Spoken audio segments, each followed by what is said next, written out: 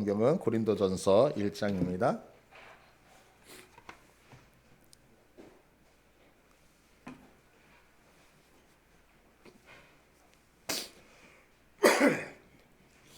고린도전서 1장 18절 우리 한 절 우리 다 같이 합독하도록 하겠습니다. 시작. 십자가의 도가 멸망하는 자들에게는 미련한 것이요 구원을 받는 우리에게는 하나님의 능력이라. 아멘. 예.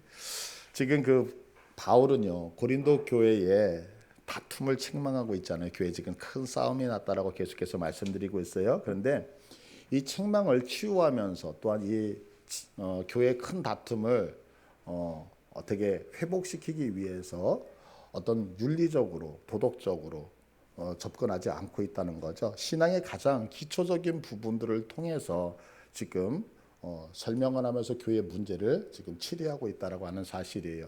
그러면 사도 바울이 왜 이렇게 교회에 큰 다툼이 일어났는데 그 교회의 다툼을 이렇게 가장 신앙의 근본적인 이유를 가지고 말씀을 하고 있느냐면 그 이유는 딱 하나예요. 사도 바울이 봤을 때 교회의 다툼의 이유가 무엇이냐면 바로 우리가 신앙생활을 할 때에 기초가 없는 신앙에서 시작되어졌기 때문에 이런 문제가 발생했다라고 사도 바울은 보는 거거든요. 그래서 우리들도 이 다툼의 문제를 다루면서 우리 지금 신앙생활할 때 신앙의 기초가 이런 거였구나라고 생각하시면서 다시 한번 정립하는 그런 시간이 되기를 간절히 축복합니다. 그러면서 첫 번째로 얘기했던 것이 뭐냐 세례였죠. 그래서 세례는 누가 주었느냐보다 훨씬 더 중요한 그 중요성이 있죠. 그거는 누구의 이름으로 세례를 받았느냐. 왜요? 내가 누구의 이름으로 받았다라고 하는 것은 그 이름 안으로 내가 속했다라고 하는 것을 주장을 했잖아요. 그래서 여러분들 여기 어떤 목사님에게 세례를 받는지는 다 다르지만 모든 목사님들이 우리를 세례 줄 때 누구? 성부와 성자와 성령의 이름으로 세례를 주신 거 믿으시죠? 그 얘기는 우리 모두는 목사님들은 다 다를지 모르지만 하나님 안에 속해져 있다라고 하는 분명한 고백이 세례 안에 포함되어져 있다는 거죠. 그 다음에 두 번째 얘기했던 것이 뭐냐 십자가에 대해서 살펴봤어요. 지금 우리들이 가지고 있는 그러니까 신앙 안에서 가지고 있는 이 모든 것들은 사실 누구로부터 십자가에서 우리를 위해서 피 흘려 돌아가셨던 예수님의 은혜로 말미암아 주어졌다는 사실을 사도 바울은 얘기를 하고 있거든요. 그러니까 내가 예수님 때문에 이 모든 것이 나에게 주어졌다면 자랑할 것이 있다 없다? 결코 없다라고 얘기를 하고 있는 거죠. 그리고 지난주에 살펴봤던 것은 이제 전도라고 하는 것을 통하여 이 얘기는 무슨 얘기였죠? 우리가 지금 믿음의 생활을 잘하고 있잖아요. 신앙생활을 하고 있어요. 그리고 내가 하나님을 사랑하는 것. 그런데 하나님을 사랑하는 이 믿음이라고 하는 것이 내 안에서 만들어졌다? 아니요. 결코 내 안에서 만들 수 있는 사람은 아무도 없었다라고 하는 거죠. 그래서 보니까 내가 믿음을 갖고 있는 것 같고 내가 지금 신앙이 좋은 것 같은데 이 모든 것들은 다 어디로부터 왔다? 외부로부터 들어와 줬다. 그러니까 내가 지금 갖고 있는 것 가지고 이 신앙을 가지고 자랑할 수 있더라 없더라? 없더라라고 하는 것이 사도 바울이 우리에게 하고 싶었던 얘기거든요. 오늘은 지금 18절에 얘기하고 있는 것처럼 십자가의 도에 대해서 살펴보면서 우리 안에 있는 것들도 전부 십자가의 도에 대해서 살펴보면서 오늘 신앙에 대해서 하는 가지를 더 정립을 하고자 해요. 여기서 도라고 하는 말은 우리가 이제 도를 아십니까? 이렇게 얘기하지만 원문 성어를 보면 여기는 로고스라고 하는 단어를 쓰고 있어요. 그러니까 로고스라고 하는 말은 그냥 말이거든요. 말. 설교라고도 얘기할 수 있고요. 연설이라고도 얘기할 수 있고. 그러니까 십자가의 도 그런 거는 십자가에 대한 말, 십자가에 대한 설교 아니면 십자가에 대한 어떤 강론 이렇게 표현하시면 돼요. 그래서 십자가에 대한 이야기를 들을 수 있어요. 자, 그런데 제가 이 설교하면서 여러분들에게 한번 여쭤볼게요. 자, 예수님을 믿으면 구원을 받죠. 믿으세요? 자, 예수님을 믿으면 구원을 받는데 이 예수님을 믿으면 구원받습니다. 이 세 단어 중에서 어디가 가장 중요할 건가요? 예수님을 믿으면 구원받는다 할 때 예수님이 중요한 거예요? 아니면 예수님을 믿으면 구원받는다 그래서 믿음이라는 단어가 중요한가요? 아니면 예수님을 믿으면 구원받습니다 그래서 구원이 중요한 걸까요? 한번 나름대로 생각해 보시겠어요? 이 말은 무슨 얘기냐면 이렇게 생각해 보시면 좋겠어요. 우리가 구원을 받아요. 우리가 지금 다 구원을 받았어요. 그러면 우리가 어떻게 구원을 받았느냐라고 하는 거죠. 어떻게 구원을 받았어요? 예수님 때문에 구원을 받은 거죠. 그 얘기는 뭐냐면 내가 믿었기 때문에 구원을 받았다 이것이 아니고 예수님 때문에 구원을 받은 거예요. 지금 사도 바울이 이해하고 싶은 것이 뭐냐면 바로 이 부분을 얘기를 하고 싶은 거예요. 자, 예수님이라는 단어가 있고 믿었다라고 하는 두 개의 단어가 있는데 이 두 단어 중에서 너희들은 어떤 단어를 더 중요하게 여기냐 이것을 얘기하고 있는 거예요. 근데 지금 고린도 교회는 이 예수님을 믿으면 구원받습니다는 이 단어 중에서 무엇을 강조했느냐면 예수님을 믿으면이라고 하는 이 믿는다에다가 초점을 맞춘 교회라고 얘기를 하고 있는 거예요. 그러면 목사님 예수님을 믿으면 구원받는데 그게 뭐 그렇게 중요합니까? 라고 얘기하실 때 전혀 달라요. 믿었다라고 하는 말은 누가 믿는 거냐면 내가 믿는 거거든요. 그러니까 이 얘기는 뭐냐면 내가 어떤 대상을 붙들었다라고 하는 거예요. 그러니까 오늘 성경의 표현으로 보면 고린도 교회는 내가 왜 은혜 안에 거할 수 있었느냐? 내가 십자가의 돌을 붙들었기 때문에, 그러니까 내가 은혜를 받고 내가 신앙생활을 할 수 있다 이렇게 보는 거예요. 자, 그러면 이건 되게 중요한 거죠. 보세요. 지금 제가 여기 강단에서 말씀을 선포하고 있는데 이 말씀이 선포되어지는 것이 눈에 보이지 않지만 이렇게 제 주먹으로 이렇게 여러분에게 간다고 생각해 보세요. 그러면 이 하나님의 말씀이 여러분에게 접근되어질 때 누군가는 아멘 하면서 그 말씀을 딱 부여잡는 분이 있을 거라고요. 반면에 그 말씀이 나에게는 감동이 없어서 거부하는 분들도 있을 거예요. 근데 시간이 흐른 다음에 믿음의 격차가 생기기 시작을 할 때 뭐라고 얘기하냐면 아멘 하면서 말씀을 부여잡았던 자는 부여잡지 않은 자를 향하여 네가 왜 믿음이 그런지 알아? 하나님의 말씀을 네가 잡지 않았기 때문에. 원인이 어디에 있어요? 나에게 있다는 거예요. 나는 왜 믿음이 좋은지 아나? 나는 하나님이 말씀이 떨어질 때 아멘 아멘 아멘 하면서 부여잡을 수 있는 능력과 실력이 있으니까. 그래서 우리의 신앙을 평가할 때 나는 하나님의 말씀을 믿을 수 있는 실력이 있었고 너는 믿을 수 있는 실력이 없었기 때문에 나는 너보다 뛰어난 사람, 그래서 나는 자랑하는 자가 되어진다라고 사도 바울이 지금 얘기를 하고 있는 거죠. 그러나 성경을 보면 내가 무엇인가를 선택할 수 있는 사람이라고 얘기하느냐? 성경 그렇게 얘기한 적이 한 번도 없어요. 이게 우리들의 오해거든요. 성경은 언제나 인간에게 한 번도 기대를 하지 않는다는 거죠. 성경은 언제나 무엇만을 주장하냐면 하나님의 열심에 의하여 하나님의 수고하심과 하나님의 그 노력이 우리를 이 자리까지 오게 한 것이지 인간의 수고로 인하여 여기 왔다 이렇게 얘기를 하지 않는단 말이에요. 자, 이 하나님의 마음을 가장 잘 표현하는 부분이 어디냐면 신명기 28장일 거예요. 신명기 28장을 한번 확인하도록 할게요. 28장 1절을 보시면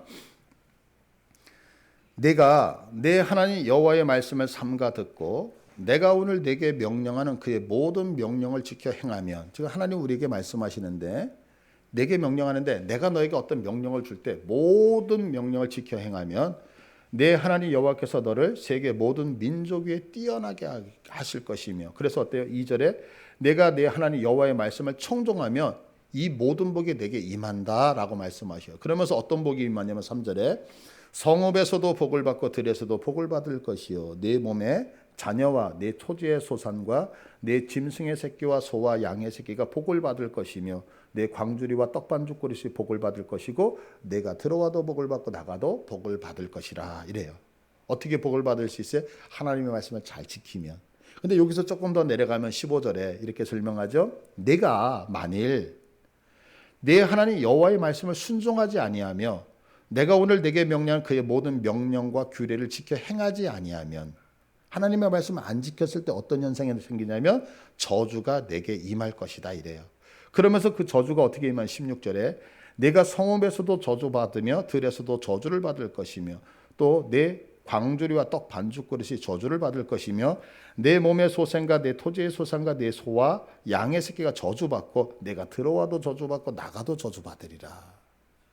자, 이렇게 지금 말씀을 읽었어요. 이 말씀을 보면은 그래서 우리는 이렇게 생각하는 거죠. 하나님의 말씀을 잘 듣고 잘 순종하고 그 말씀대로 따라가면 복을 받아. 그러니까 나는 열심히 하나님의 말씀을 지켜야지 이렇게 생각을 해요. 이거 틀린 말 아니죠. 맞는 말이죠. 그런데 이 말씀을 조금 더 깊이 생각할 필요가 있어요. 왜냐하면 여기에는 한 가지 큰 의문점이 하나가 있기 때문에 그래요. 만약에 제가 이렇게 하는 거죠. 이 말씀이 대상이 누구냐면 믿는 자들이거든요. 믿는 자들이라고 하는 것은 택하심을 받는 자들이잖아요. 근데 여러분들 택하셨을 때, 하나님이 택하셨을 때 어떻게 택하셨어요? 너 내가 택할 거야 이렇게 택하셨나요? 그렇게 택하지 않으셨잖아요. 십자가에서 예수님이 십자가에 못 박히셔서 당신의 생명하고 맞바꿔서 우리를 택하신 거, 이거 믿으시죠? 자, 그렇게 하나님의 생명과 맞바꿔진 우리들을 택하셔서 지금 하나님께서 하시는 얘기가 뭐냐면 택한 자를 앞에다 놓고 하시는 얘기예요. 너 내 말 잘 들어. 너 내가 이런 얘기 할 거야. 그러면서 성경을 주면서 여기에 적혀져 있는 거 네가 잘 따라가고 순종을 한다면 너는 복을 받을 거야. 그런데 네가 지금 여기에 적혀져 있는 내 말을 제대로 순종하지 않고 따르지 아니하면 너는 저주를 받을 거야. 이렇게 얘기를 하고 있는 거거든요. 그러면 여기에 한 가지 모순이 있지 않으세요? 어떤 모순이에요? 만약에 우리를 택하여 놓고 택한 자들과 택하지 않은 자들을 비교하면서 내가 너를 택했기 때문에 너는 내 말 잘 들어 복을 받고 쟤네는 안 택했기 때문에 너는 저주를 받을 거야 이러면 말이 되죠. 그런데 이 말씀이 지금 택하신 자에게 얘기를 하고 있다는 거예요. 그러면 여러분들 기껏 택해놓고서 말 안 듣는다고 우리에게 저주를 할 거면 나를 왜 택했어? 라는 질문이 들어가지 않나요? 그러면 이 말씀은 내가 하나님의 말씀을 안 들었을 때에 하나님이 내 인생 속에 들어오셔서 들어가나 나가나 저주를 하신다는 그 얘기는 우리가 생각하는 그런 저주가 아니라는 거죠. 그러면 이 말은 뭐예요? 자녀가 엄마 아빠의 말을 잘 듣지 않잖아요. 그러면 엄마 아빠가 화가 나죠. 너 이놈의 새끼 너 죽을 줄 알아. 이 얘기는 죽이겠다는 얘기예요? 아니면 그 버릇을 고치겠다는 얘기예요? 고치겠다는 얘기죠. 그거와 같이 하나님이 지금 생명 바쳐서 택하신 자에게 네가 내 말을 잘 들으면 내가 복을 주고 네가 내 말을 안 들으면 저주를 받는다는 그 저주는 우리가 생각하는 것처럼 저주가 아니라 내가 너를 반드시 택했기 때문에 너를 변화시켜서 반드시 복의 근원이 될 수밖에 없도록 바꾸고야 말겠다라고 하는 강한 긍정이 강한 부정으로 나간 거죠. 믿으십니까? 여러분들 내가 하나님 앞에서 이미 세상에서 주님을 부정하고 있을 때 주님이 나를 택하셨는데 주의 존전에 와서 내가 하나님의 말씀을 조금 어긴다고 해서 저주를 받는다라고 한다면 뭔가 모순이 있지 않겠어요?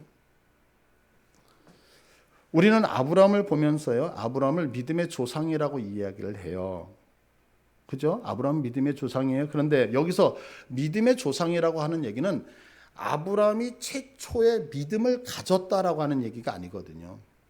성경을 보시면 아담서부터 아브라함까지 쭉 가고 있는데 다른 성경 그 앞에 많은 인물들이 나와요. 하나님을 따랐던 인물, 뭐 노아도 있고요. 그런데 하나님이 한 번도 사람에게 직접 역사하셔서 만나셔서 그 사람에게 믿음을 부여하려고 했던 행위가 나오지 않으신다. 그런데 아브라함을 향하여서 믿음의 조상이라고 하는 얘기는 아브라함이 믿음을 소유했다는 얘기가 아니라 처음으로 아브라함이 믿음을 가질 수 있도록 하나님이 역사하신 최초의 사람이 아브라함이거든요.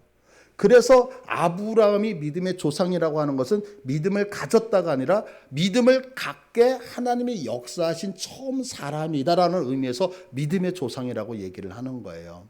자, 그러면 아브라함이 하나님 앞에서 순종하면서 살았다, 믿음을 갖고 살았다라고 생각할 수 있는데 우리가 한번 그 부분을 조금 더 확인하면서 가자고요. 창세기 11장을 한번 보도록 할게요. 11장 31절 보시면 데려가 그 아들 아브라함과 하란의 아들인 그의 손자 롯 그의 며느리 아브라함의 아내 사레를 데리고 갈대아인의 우르를 떠나 가나안 땅으로 가고자 하더니 하란에 이르러 거기 거류하였으며 데라는 나이가 205세가 되어 하란에서 죽었더라. 자, 하란에서 죽은 거예요. 하란이 어디냐면 이렇게 생각하시면 돼요. 지금의 이라크를 얘기하고 있거든요. 이라크. 근데 이라크가 이렇게 유프라테스하고 티그리스 강 사이에 있어요. 같이. 근데 이 아랫부분이 갈대와 우르라고 하고요. 저 북쪽에 하란이라고 하는 거예요. 그래서 여러분들이 이 이라크를 옛날에 어떻게 보면 세계에서 메소포타미아 문명이라고 배우셨어요. 근데 지금 하나님께서 여기서 하란에 있을 때 지금 나타나신 거예요. 하란은 이라크의 지금 북쪽을 얘기하고 있어요. 그런데 여기서 나타나셔서 하나님이 뭐라고 얘기하시냐면 너 내가 지시할 땅 가나안 땅으로 지금의 이스라엘 땅으로 가라라고 말씀을 하시는 거거든요. 그런데 이 성경뿐만이 아니라 스데반이 설교했던 사도행전 7장 2절을 보시면 하나님이 한 번 더 아브라함에게 나타나시는 장면이 나와요. 자, 7장 2절을 볼게요. 사도행전. 스데반이 이르되 여러분 부형들이여 들으소서 우리 조상 아브라함이 하란에 있기 전 저 북쪽에 있기 전 메소포타미아에 있을 때 메소포타미아 우루 수메르 문명이 있었던 그 우루를 얘기해요.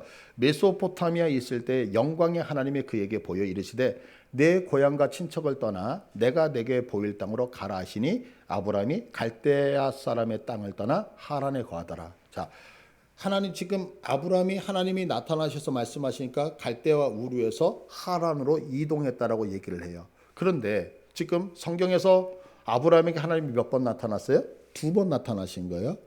그런데 이 장면을 이렇게 하나님이 나타나서 떠나라고 했을 때에 아브라함이 떠나는 모습을 성경이 어떻게 표현하고 있느냐면 히브리서는 이렇게 표현하고 있어요. 히브리서 8장으로 와보세요. 11장 8절. 히브리서 11장 8절을 보면 믿음으로 아브라함은 부르심을 받았을 때 순종하여 장래 유업으로 받을 땅에 나갈세 이래요. 또 9절을 보시면 믿음으로 그래요. 그래서 아브라함이 믿음이 있어서 하나님의 말씀 앞에 순종하여서 가나안 땅에 간 것처럼 얘기를 해요.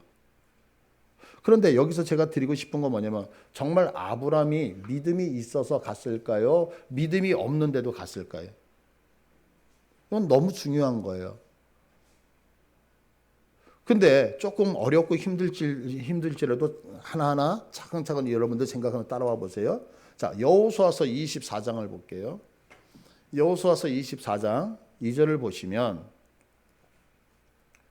여호수아가 뭐라고 얘기냐면 2절에 여호수아가 모든 백성에게 이르되 이스라엘의 하나님 여호와께서 이같이 말씀하시기를 옛적에 너희의 조상들 곧 아브라함의 아버지 나홀의 아버지 데라가 강 저쪽에 거주하여 다른 신들을 섬겼으나 이래요.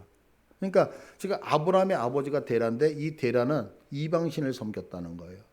그런데 여기서 3절에 내가 너희의 조상 아브라함을 강 저쪽에서 이끌어내어 가나안 온 땅에 두루 행하게 하고 그래요. 자, 지금 갈대와 우르에서 누가 사냐면 아버지와 데라가 살고 있는데 이 데라가 이방신을 섬기고 있었기 때문에 하나님께서 아브라함을 뽑아냈다 이렇게 생각을 하는 거예요. 그러면 이 성경을 가만히 보면 이게 문제인데 여기서 다른 신들을 섬겼으나 그러니까 아버지 데라는 부처님을 섬겼고 아브라함은 지금 하나님을 섬겼다 이렇게 생각할 수 있죠. 그런데 생각해 보세요. 지금 아버지는 부처님을 믿는 거예요. 아브라함은 하나님을 믿어요. 그런데 하나님은 어느 날 꿈속에 나타나셔요. 누구에게? 아브라함에게. 그럼 이 꿈 얘기를 누구에게 했겠어요? 아버지한테 하겠죠. 그래서 아버지 내가 어제 잠을 잤는데 내가 믿는 하나님이 나타나셨어. 오, 하나님이 너한테 뭐라 그래야 돼? 하나님이 나타나서 하는 얘기가 뭐냐면 아버지 집을 떠나고 친척 집을 떠나고 우리 집을 떠나가지고 내가 지시할 땅 저기 그 이스라엘인데 그걸로 빨리 가래. 그러면 아버지가 와 니네 하나님 참 용하다 이러시겠어요? 얘 미친놈아. 대뜸 나오는 소리 아니겠어요? 죄송해요. 거룩한 목사 입에서 갑자기 이러니까 당황하셨나 본데 다시 할게요. 거기 아버지 우리 하나님이 집 다 버리고 이사 가래요 라고 얘기하면 그 아버지가 와 하나님이 정말 대단하시구나 그래 빨리 이사 가자 이랬겠어요? 야 이 녀석아 내가 그랬지 하나님을 믿더라도 좀 제발 좀 얌전히 좀 믿지. 너 미쳤어? 이거 대뜸 나오지 않겠느냐고요.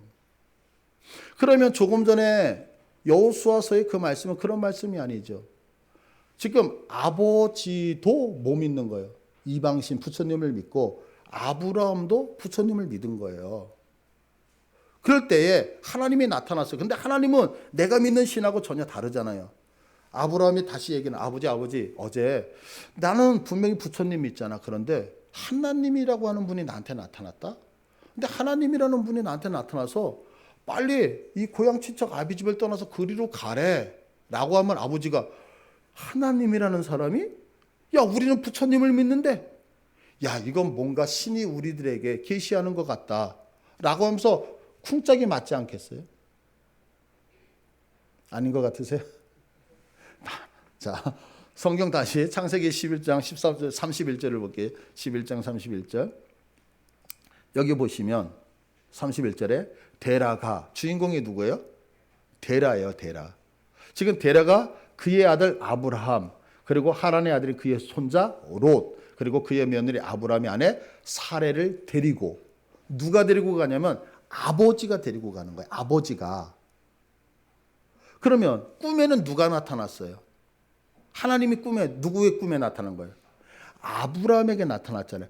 아브라함이 주도를 하고 가고 있다면 아브라함이 하나님을 믿은 신앙이라고 얘기할 수 있지만 지금 이사를 갈 때 누가 주도해서 가냐면 아버지 데라가 끌고 가고 있다고요. 그 얘기는 뭐냐면 아브라함이 꿈을 꾼 것을 분명히 아버지한테 얘기했을 것이고 아버지가 주도권을 갖기 위해서는 아버지가 공감할 수 있는 다시 얘기해서 아버지는 이방신을 믿고 있었잖아요.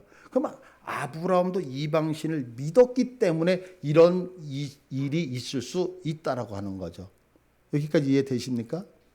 자, 그런데 어디까지 간다 그랬어요? 갈대와 우르에서 하란까지. 이 하란이 어디면 메소포타미아 문명이 있는데 메소포타미아 변방까지 가는 거예요. 그럼 우리식으로 얘기하면 지금 저한테 하나님이 나타나서 이사를 가라 그러면 제가 일본으로 가겠어요? 중국으로 가겠어요? 못 가죠. 왜? 문화권이 달라지잖아요. 그러면 제가 하나님의 말씀에서 순종해서 간다 그러면 어디까지는 갈 수 있냐면 부산까지는 갈 수 있겠죠. 왜? 부산에 가도 대한민국 말은 통하니까요. 그러나 내가 어디로? 일본으로 건너간다는 것은 생각처럼 쉬운 게 아니라 왜? 언어가 다르고 문화가 다르기 때문에. 그래서 지금 여기서 두려우니까 더 이상 가지 못해요. 그랬다가 여기서 하란에서 데라가 죽은 거예요. 데라가 죽고 나니까 하나님이 다시 아브라함에게 나타나셨던 장면이 12장 1절이었어요. 나타나서 뭐라고 얘기하면 여호와께서 아브라함에 이르시되 나는 너의 고향과 친척과 아버지의 집을 떠나 내가 내게 보여줄 땅으로 가라. 그래서 아브라함이 가나안 땅에 들어갔다라고 하는 거예요. 제가 왜 이 얘기를 하냐면 우리는요 신앙생활을 하면서 어떤 결과에 대한 가치를 사람들에게 돌리려고 하는 습관이 있어요. 그게 뭐냐면 아브라함이 그렇게 가나안 땅을 향하여 간다라고 하는 것은 아브라함이 믿음이 있고 아브라함에게 뭔가가 우리하고 다른 떡잎이 있었기 때문에 그렇게 됐을 거라고 얘기를 하는 거죠. 제가 예전에 그 책을 하나 봤어요. 제가 다니던 교회가 서울의 삼선 감리교회였거든요. 근데 이제 삼선 감리교회에 이제 목사님이 다시 부임을 하셨어요. 이 목사님이 부임을 하셨는데 이 목사님 아들이 하버드대를 입학을 했어요. 하버드. 우리 뭐 하버드 정도는 다 괜찮잖아요. 그죠? 하버드를 입학해서. 그러고 나서 어떤 책이 쓰게 됐는데 그 책 앞에 이렇게 추천서가 있잖아요. 그 추천서. 그런데 그 책 제목을 제가 까먹었는데 이 친구가 이제 그 하버드에 들어간 다음에 하나님 앞에 영광을 돌리면서 책을 쓴 거예요. 그런데 그 앞에 추천서에 뭐냐면 이렇게 글이 써진 거예요. 누구누구 아무개는 청소년 때서부터 이미 남달랐다. 남달라게 뭘 남달라요? 다 똑같아요, 여러분. 여러분들이 저를 보셨을 때 청소년 때서도 제가 남달라서 이 자리에 있을 거라고 생각하세요? 다 똑같아요. 그런데 사람은 어떤 결과가 딱 생기잖아요. 그럼 그 결과에 끼워 맞추기 위해서 원인을 마치 이렇게 부각시키는 그런 습관이 있단 말이에요. 내가 하버드대에 입학을 했다. 그러면 하버드에 그곳에 가기 위해서는 청소년 때 달랐다는 거 아니요. 하나도 다른 거 없어요. 어느 날 그냥 그렇게 살다가 결과가 이루어지는 거죠. 이것을 우리는 부인할 수가 없는 거죠. 우리가 아브라함이 될 수 있었던 것은 그 아브라함에게 어떤 남다른 무엇인가가 있었기 때문에 그럴 것이라고 우리는 생각을 한단 말이에요. 그래서 우리는 무엇인가 어떤 큰 결과를 이루지 못했을 때 우리 스스로 그 안에서 실망하고 좌절을 하는 거예요. 예를 들어서 이런 거죠. 제가 큰 교회를 하지 못해요. 그러면 큰 교회를 하지 못할 때에 그 원인을 어디서 찾냐면 나에게 부족함이 있기 때문에 이렇게 생각을 하는 거예요. 그래서 내가 조금 더 기도했다면, 조금 더 말씀을 더 연구했다면, 조금 더 많은 공부를 했다면 하나님이 나를 더 큰 곳으로 사용하실 텐데 이런 생각이 있는 거예요. 이건 저뿐만 아니라 여러분들도 마찬가지죠. 내가 인생을 살아가면서 지금의 그 위치가 마음에 안 드는 거예요. 그럴 때 무슨 생각을 하면 내가 조금 더 공부를 더 했으면 더 훌륭한 사람이 됐을 텐데, 내가 그때 믿음의 생활을 더 하고 기도 생활을 더 했으면 훨씬 더 믿음으로 올라갔을 때 이런 얘기를 한단 말이에요. 그러나 여러분 그렇지 않아요. 이건 속는 거예요. 큰 교회를 하고 작은 교회를 하고 이것은 우리의 실력의 문제가 아니라 하나님이 나를 세우는 목적을 따라가기 때문에 이렇게 되어진다는 사실 믿으십니까? 우리 어머니도 알잖아요. 김장할 때 큰 그릇이 필요하잖아요. 그 그릇이 왜 크냐면 이유는 딱 하나예요. 김장하기 위해서. 그래서 다라가 필요한 거잖아요. 그러나 종재기 같이 작은 그릇들은 목적에 의해서 날마다 쓰이기 때문에 그가 작기 때문에 못났다가 아니잖아요. 작기 때문에 쓸모없다가 아니잖아요. 크기 때문에 위대하다 이런 게 아니잖아요. 목적이죠. 하나님이 큰 교회를 맡기셨다는 것은 그가 월등히 뛰어나고 능력이 있기 때문이 아니라 그 큰 교회에 대한 하나님의 꿈과 비전을 맞추기 위한 하나님의 목적이 타당하기 때문에 그에게 맡긴 것이고, 오늘도 한 명을 데리고 목회를 하지만 그 목회가 실패한 것이 아니라 하나님이 그의 영혼을 사랑하면서 그걸 견뎌낼 수 있다고 믿었기 때문에, 제가 이런 말씀을 좀 드리면 오해를 할 수 있을까 봐 그런데 한번 생각해 보세요. 우리 신앙인들은 이런 생각을 많이 해요. 이런 건데 뭐냐면 순교자에 대한 로망이 있잖아요. 순교자. 야, 나도 주를 위해서 한번 순교했으면. 근데 여러분들 그렇지 않아요. 제가 한 2년 전인가요? 어떤 이제 선교단체에 잠깐 가서 강의를 듣게 되어졌어요. 근데 외국에서 오신 아주 젊은 선교사님이 마이크를 딱 잡더니 하시는 얘기가 뭐냐면, 나는 현장에서 이렇게 전도합니다. 그러면서 당신이 그 선교지에서 열심히 전도하는 모습을 막 말씀을 하시는 거예요. 그러면서 나는 죽을 각오를 다 하여서 이렇게 선교를 합니다 라고 하면서 막 그 열변을 토하시는데 제가 막 화가 나기 시작을 한 거예요. 그분의 그 선교의 열정을 듣다가 제가 막 화가 나기 시작을 했어요.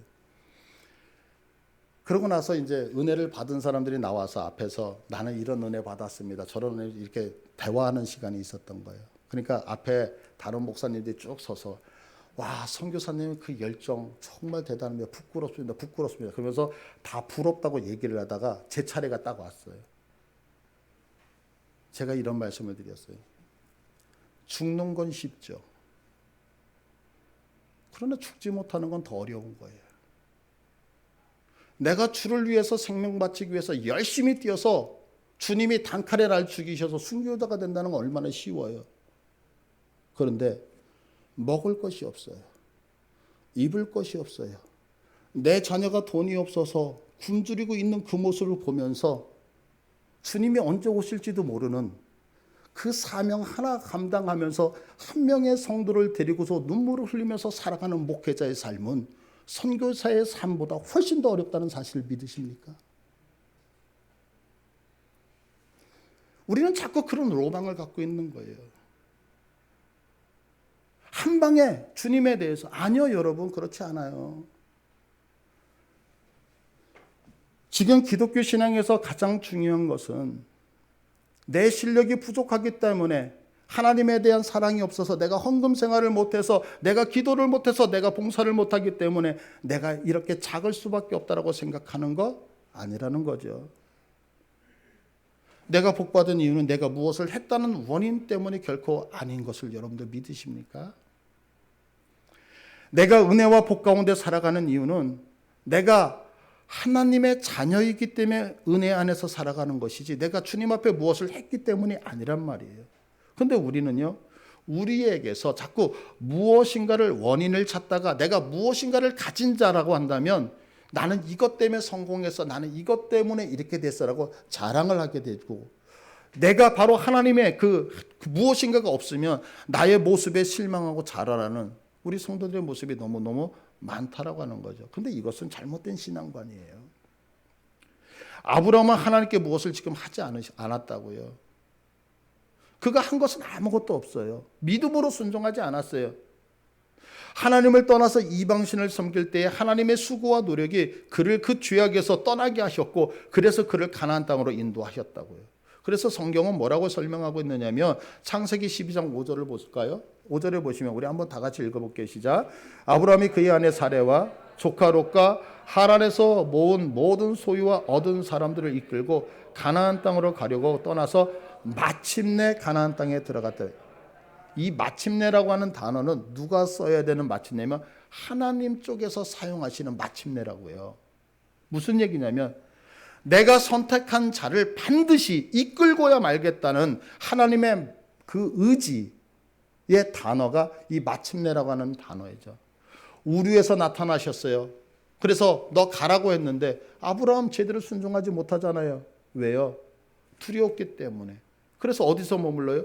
우르에서 떠나서 약속의 땅으로 가는 것이 아니라 하란에 가서 머물러 있어요. 누가 죽을 때까지? 아버지가 죽을 때까지. 이 아버지가 이름이 데라인데 데라라는 말의 뜻이 뭐냐면 지연시키다라고 하는 뜻이거든요. 그런데 그 아버지가 죽자 하나님이 다시 나타나서 뭐냐면 아브라함아 너 여기 있으면 안 된다. 내가 너에게 지시할 그 땅으로 가야 된다 그러면서 하나님의 약속을 부여잡게 하시고 다시 그 땅에 보낸 다음에 하나님이 하시는 얘기가 뭐냐면 이제 아브라함아 네가 마침내 여기 도착했구나. 마침내. 그 마침내가 뭐예요? 그 약속하신 땅을 밟게 만드셨던 나에 대해서 포기하지 않으시겠다는 하나님의 열심이 포함되어 있는 단어가 마침내라는 단어잖아요.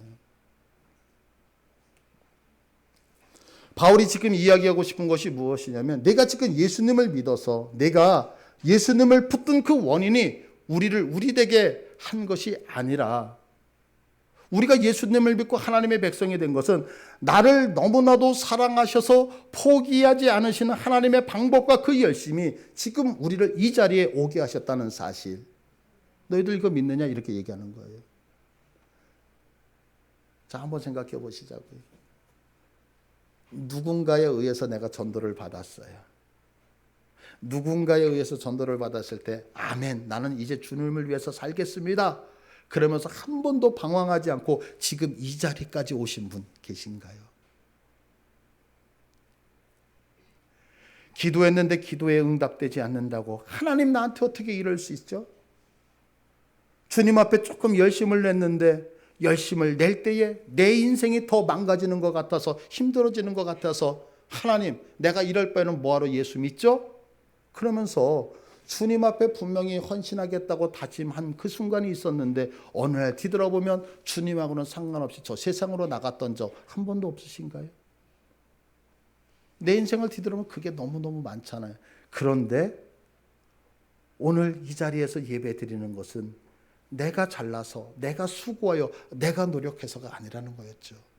내가 세상을 향하여 떠날 때에 하나님의 나를 포기하지 아니하시고 어느 장소 어느 곳에 있든지 나를 다시 붙드셔서 사랑하는 딸아 아들아 그러면 안 된다 하시면서 나를 설득해 이 자리까지 와서 지금의 우리의 고백은 뭐예요? 맞아요. 해볼 거 다 해보니까 하나님이 최고네요. 이거잖아요.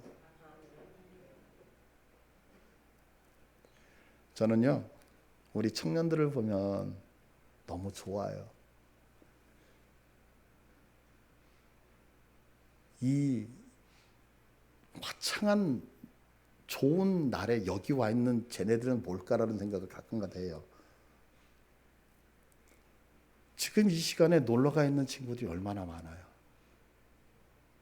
근데 쟤네들이 여기 와 있어요. 왜 여기 와 있는 거죠? 무엇인가를 내가 알게 아니에요. 하나님의 특별하신 사랑이 여기까지 우리를 부여잡고 있었다는 그 사실이죠. 나를 붙들고 포기하지 않으시는 그 하나님의 열심이 무엇이냐면 바로 오늘 성경에서 얘기했던 십자가의 도인 거죠. 내가 십자가의 도를 붙들거나 깨달았기 때문에 지금 이 자리에 있는 것이 아니라 하나님의 열심인 나를, 그 하나님의 애쓰시고 수고하심이 나를 이 자리에 있게 했다는 거예요. 그래서 하나님의 열심인 이 십자가의 도는 멸망을 당하는 자들에게는 미련하지만 구원을 얻는 우리에게는 하나님의 능력이 된다라고 얘기를 하고 있는 거예요. 그래서 구원받은 교회 성도들에게 있어서 자랑은 딱 한 가지밖에 없는 거예요. 여러분 정말 구원 받으셨습니까? 정말 구원 받으셨습니까? 그러면 우리가 이 땅에서 자랑할 수 있는 것은 딱 하나밖에 없는 거예요. 하나님이 하셨습니다. 예수님밖에 그래서 없다는 거죠. 왜? 그분이 나를 이 자리에 있게끔 만들어 주셨기 때문에. 여러분들 이 은혜 아시겠습니까? 그렇다면 우리는 절대 교회 내에서 다툴 수 없죠. 교회 내에서 싸운다라고 하는 거 결코 있을 수 없는 거죠. 왜? 우리가 할 수 있는 것은 오직 그 은혜 안에 감격하여서 그렇습니다. 하나님 나를 이 자리에 있게 하셨사니 내가 이제 순종하겠습니다 라고 하는 단어밖에는 나올 수 없는 거죠. 그래서 사도 바울이 우리에게 신앙의 가장 기본적인 십자가의 도를 통하여서 교회의 다툼을 치유하고 있다는 거 다시 한번 확인하셔서 그 은혜가 얼마나 큰지 느끼시는 복됨이 있기를 간절히 축복합니다. 네.